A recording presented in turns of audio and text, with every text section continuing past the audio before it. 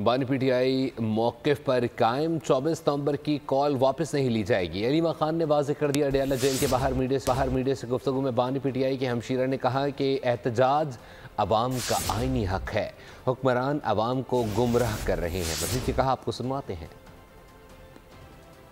इमरान खान कहते हैं कि मैंने बिल्कुल ये 24 तारीख की डेट वापस नहीं ले रहा हूं।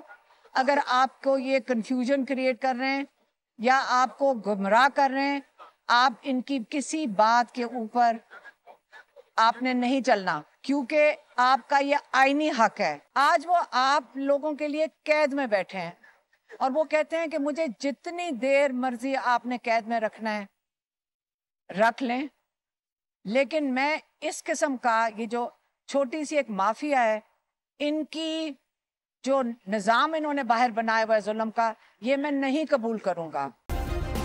सब्सक्राइब करें और बेल दबाएं ताकि कोई खबर रह न जाए।